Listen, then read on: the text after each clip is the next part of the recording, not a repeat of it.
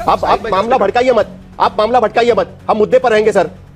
सुनील राजपूत कुछ कहना चाह रहे हैं। सुनील जी, आप चाहते हैं कि उदारता, आज जिस तरीके से संघ के प्रवर्तक ने बंगाल की हिंसा के नाम पर पूरे देश में हिंदू मुसलमान की आग भड़काने का काम किया है, तो क्या संघ पर या इन लोगों पर दंगा भड़काने का मुकदमा नहीं चलना चाहिए? और यही मैं आपसे शुरू में कह रहा था साहिल भाई कि ये लोग, भारतीय जनता पार्टी के लोग, जहां पर दंगा हो रहा है, जहां पे सांप्रदायिकता की आग लग रही है, वहां पर हुल्लड़ डिबेट में आपका स्वागत है। वक्फ बिल कानून तो पास हो गया, लेकिन राजनीतिक माहौल पूरी तरह से गर्म बना हुआ है।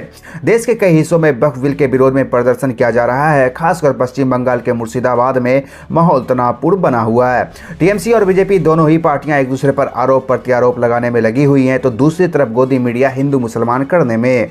खैर, कांग्रेस प्रवक्ता सुरेंद्र राजपूत ने गोदी एंकर के साथ बीजेपी प्रवक्ता की जोरदार धुलाई कर डाली। अंत तक देखिए यह धमाकेदार डिबेट। सुरेंद्र राजपूत, आपके पार्टी के नेता वहां पर रशीद अलवी भी कह रहे हैं कि ये एक्शन का रिएक्शन है। जिस तरीके से कानून लाया उसके बाद इस तरीके का रिएक्शन होना ही था। क्या सचमुच में ये एक्शन का रिएक्शन है? और इसी की वजह से अब प्रेम शुक्ला भी कह रहे हैं कि हम भी तलवार उठा लेंगे क्योंकि ये भी हमारा रिएक्शन है। सुरेंद्र राजपूत, दो तीन, पहली चीज तो ये है साहिल भाई कि हम लोग गांधी के देश के लोग हैं, गोडसे के देश के लोग नहीं हैं। अगर आंख के बदले आंख ली जाएगी तो पूरी दुनिया अंधी हो जाएगी। लेकिन यह कहकर के मैं बंगाल की हिंसा का समर्थन नहीं कर रहा हूं। बंगाल की हिंसा का पूरा विरोध है। बंगाल की हिंसा पूरी तरीके से बंगाल की सरकार की जिम्मेवारी है, राज्य सरकार की जिम्मेवारी है, और कानून व्यवस्था राज्य सरकार की जिम्मेवारी है। और कि जिस तरीके से मुर्शिदाबाद में पूरी तरीके से लॉ एंड ऑर्डर फेल हो रहा है, इसमें ममता सरकार को जवाब देना होगा। लेकिन भारतीय जनता पार्टी के लोग उस सांप्रदायिकता की हिंसा में, हिंसा की आग में पेट्रोल डालने का काम कर रहे हैं, पानी डालने का काम नहीं कर रहे हैं। हमारा मानना है कि किसी को भी हथियार हाथ में लेने की इजाजत इस देश में नहीं है, किसी तरीके से नहीं है। हमारा संविधान मजबूत है, हमारी देश की सेनाएं मजबूत है, सुरक्षा बल मजबूत है। उनको गाली मत दीजिए कि हम हथियार हाथ में ले लेंगे। तो एक चीज। दूसरी चीज, अगर आप बात करते हैं हिंसा की, तो हिंसा पूरी तरीके से ममता बनर्जी को जवाब देना पड़ेगा। उसी तरीके से संभल की हिंसा का भी जवाब योगी आदित्यनाथ जी की सरकार को देना पड़ेगा। बहराइच की हिंसा का भी जवाब आदित्यनाथ जी की सरकार को, बीजेपी को देना पड़ेगा। उत्तर प्रदेश में कासगंज की हिंसा का भी जवाब भाजपा को देना पड़ेगा। आप अगर मध्य प्रदेश में जिस तरीके से अभी हनुमान जयंती के जुलूस पे जो वारदात हुई, उसका जवाब मध्य प्रदेश की भाजपा की सरकार को देना पड़ेगा। हमने तो वहां नहीं कहा कि हम हिंसा में हथियार उठा लेंगे, नहीं कहा ना हमने। लेकिन हम एक चीज जरूर तय करते हैं, चूंकि हमें कानून पर भरोसा है, सरकार किसी की भी। यहां पर भारतीय जनता पार्टी के लोगों के ऊपर मेरा आरोप है, बड़े बड़े नेताओं पर मेरा आरोप है कि वो लोग इस हिंसा में पेट्रोल डालने का काम कर रहे हैं। और वो लोग सब याद रखें कि चिंगारी का खेल बुरा होता है। ममता बनर्जी को अपना जवाब देना पड़ेगा। लॉ एंड ऑर्डर वहां खराब है। हमारे साथ जुड़ चुके हैं। फिर से मैं कह रहा हूं कि हमारे साथ तौसीफ खान हमारे साथ यहां पर जुड़ चुके हैं। टीएमसी की तरफ से वो अपना पक्ष रखेंगे, पॉलिटिकल एनालिस्ट भी है। लेकिन उससे पहले जरा प्रेम शुक्ला जी से एक जवाब मैं लेना चाहता हूं, क्योंकि बंगाल का पक्ष जानना भी जरूरी है यहां पर टीएमसी की तरफ से। लेकिन प्रेम शुक्ला जी, ये बात जो सुरेंद्र राजपूत कह रहे हैं कि जैसे नागपुर में हिंसा हुई, हमने सवाल उठाया महाराष्ट्र सरकार पर, संभल में हिंसा हुई, वहां की सरकार को जवाब देना पड़ेगा। आप समझ लीजिए अगर वहां पर भी इसी तरीके की भाषा की जाती कि हम भी कोई सुदर्शन चक्र उठा लेंगे, कुराड उठा लेंगे, तलवार उठा लेंगे, तोप उठा लेंगे, तो बताइए कि वहां पर भी आगजनी में कहीं ना कहीं घी डालने का ही काम होता।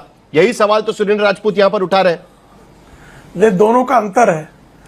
सुरेंद्र राजपूत जो है एक पर्ची और भटकाने वाली बात कर रहे हैं। संभल में पुलिस पर हमला किया गया, पुलिस खड़ी हो गई और दंगाइयों पर नियंत्रण किया, और वहां पर दंगाइयों ने हत्या की।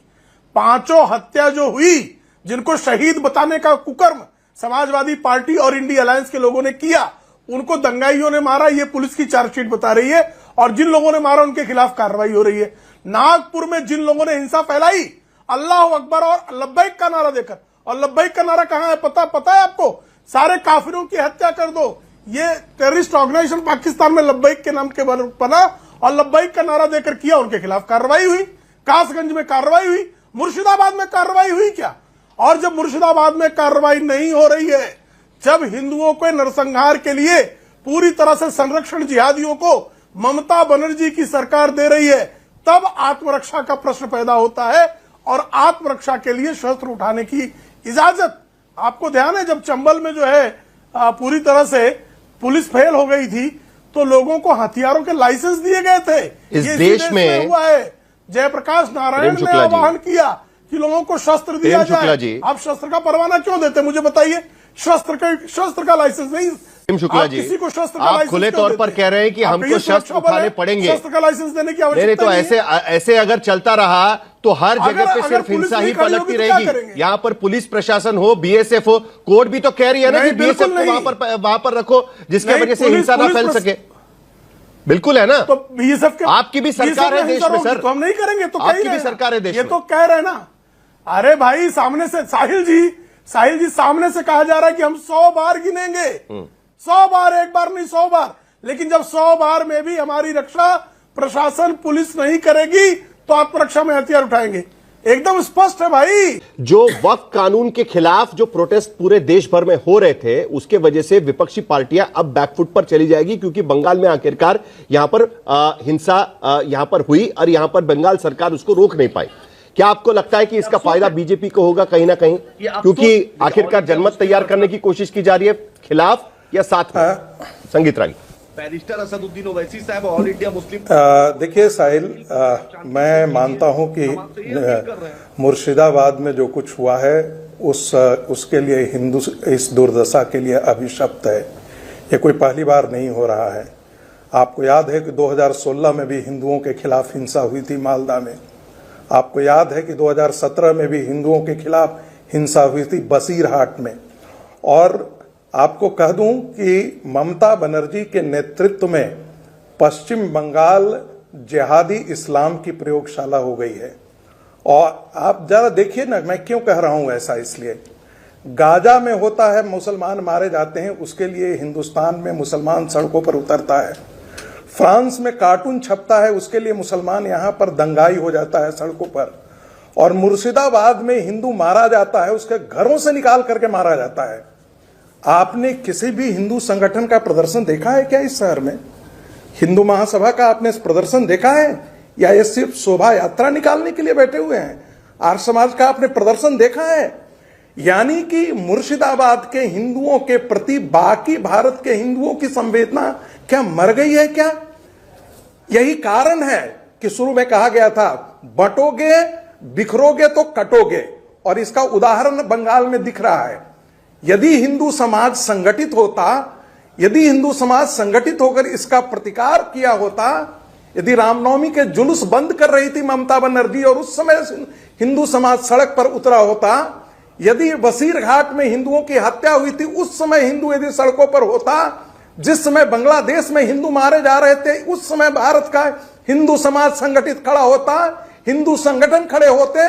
और मैं उन धर्माचार्यों को भी कहता हूं जो लीलन के कपड़े सैफरन पहन करके हिंदुओं के जन जागरण से बचे हुए हैं पीछे। आप अपील वगैरह कर रहे हैं क्या चैनल के जरिए? आपके हम मुद्दा बात कर रहे हैं कि जिस तरीके से वक्फ बिल के बाद में जो हिंसा भड़की बंगाल में, उसके वजह से क्या विपक्ष बैकफुट पर चला गया है? आप कहां की सबको जाके बता रहे कि ये आपको करना चाहिए, उसके लिए ऑलरेडी यहां पर प्रदर्शन हो रहे हैं, हम देख रहे हैं। संगीत रागी, आप मामला भड़काइए मत, आप मामला भटकाइए मत, हम मुद्दे पर रहेंगे सर। मैं मामला सुनील राजपूत कुछ कहना चाह रहे हैं। सुनील जी, आप चाहते हैं कि उदारता, दो चीजें बड़ी साफ आप है अपील साहिल, मत करिए कहते हैं सबको ना कि जाके। मेरा कातिल ही मेरा मुंसिफ है, प्रदर्शन भी मेरा कातिल ही मेरा मुंसिफ है, क्या मेरे हक में फैसला देगा? और ये आज जिस तरीके से संघ के प्रवर्तक ने बंगाल की हिंसा के नाम पर पूरे देश में हिंदू मुसलमान की आग भड़काने का काम किया है, तो क्या संघ पर या इन लोगों पर दंगा भड़काने का मुकदमा नहीं चलना चाहिए? और यही मैं आपसे शुरू में कह रहा था साहिल भाई कि ये लोग, भारतीय जनता पार्टी के लोग, जहां पर दंगा हो रहा है, जहां पे सांप्रदायिकता की आग लग रही है, वहां पर पानी डालने की जगह वहां पर पेट्रोल डाल रहे हैं, घी भी नहीं डाल रहे हैं, पेट्रोल डालने का काम कर रहे हैं। इन लोगों के खिलाफ सबसे पहले कार्रवाई होनी लेकिन चाहिए। आपके सहयोगी पार्टियां भी अभी बोलने लगी है ना सुरेंद्र जी। अभी आपने सुना कि शिवसेना यूनिटी के प्रवक्ता क्या कह रहे थे, हमने एक स्टेटमेंट भी आपको सुनाया, वो भी आपने सुना। ये कहीं ना कहीं रिस्पॉन्सिबिलिटी टीएमसी की सरकार की भी होती है ना सुरेंद्र जी। अगर वो ये काबू में रख पाती तो इस तरीके की चर्चा करने की आज जरूरत ही नहीं आ पाती, इस तरीके की भाषणबाजी भी नहीं होती यहां पर इस चर्चा में। 100% सहमत हूं, 100% सहमत हूं, पूरी तरीके से सहमत हूं। मैंने तो अपने ओपनिंग स्टेटमेंट में कहा था कि राज्य सरकार की जिम्मेवारी है कानून व्यवस्था रखने की, और राज्य सरकार फेल हुई है, उसको जवाब देना होगा। ये तो मैंने ओपनिंग स्टेटमेंट में आपसे कहा, और मैं पूरी तरीके से सहमत हूं इस बात से कि राज्य सरकार की फेल्योरिटी है। लेकिन अगर वहां पर दंगा हो रहा है, वहां पर सांप्रदायिकता की आग लग रही है, तो क्या भारतीय जनता पार्टी तौसीफ खान, राज्य सरकार की रिस्पॉन्सिबिलिटी है क्या आज आप आपकी सरकार की तरफ से इस चर्चा में आखिरकार लोगों को बताएंगे कि आखिरकार कम से कम अब बंगाल में किसी तरीके की हिंसा नहीं होगी? जहां पर यह हिंसा हुई है वहां पर 20 विधायक आपके हैं, तीनों सांसद टीएमसी के हैं, तो कम से कम आज इस चर्चा के जरिए आप इतना कह पाएंगे कि अब इसके आगे हिंसा नहीं होगी, भले कोई भी वो हिंसा करे उन पर कार्रवाई की जाएगी। तौसीफ खान, आपने बिल्कुल सही कहा। मुर्शिदाबाद के तीनों सांसद हम तृणमूल के हैं, 20 विधायक है तृणमूल के। वहां पे सब तृणमूल है, वहां पे कोई धर्म के नाम पे बटा हुआ नहीं है, सब के सब तृणमूल के वोटर हैं, सब के सब जो है ममता बनर्जी को वोट देते हैं। लेकिन ऐसे माहौल में उम्मीद वही है कि जो नफरत फैलाने के काम, ये देखिए बहुत दुर्भाग्यपूर्ण है बात। मैं बोल फिर से प्रेम जी बोलने लगे। दोस्तों, आजकल असल मुद्दे महंगाई, बेरोजगारी, शिक्षा, स्वास्थ्य को दबाया जा रहा है। नेता लोग खासकर सत्ता के भूखे और वोटों के लालची हिंदू मुस्लिम की नफरत भरी बयानबाजी में लगे हुए हैं। हर दिन टीवी पर, सोशल मीडिया पर बस यही जहर उगला जा रहा है। धर्म के नाम पर लोगों को बांटो, नफरत फैलाओ और असली सवालों से ध्यान हटाओ। यह सब एक सोची समझी साजिश सा लगता है, जिसमें जनता को बेवकूफ बनाकर रखना ही मकसद है। और इस गंदगी को परोसने में सबसे बड़ा हाथ है उस चाटुकार गोदी मीडिया का, जो अपनी आत्मा बेच चुका है। ये वे बेशरम लोग हैं जो सच को दफनाकर झूठ को चमकाने में लगे हुए रहते हैं। इस पर अपनी राय हमें जरूर बताएं। वीडियो पर लाइक कमेंट करना ना भूलें। अगर आप चैनल पर नए हैं तो चैनल को जरूर सब्सक्राइब कर लें। धन्यवाद।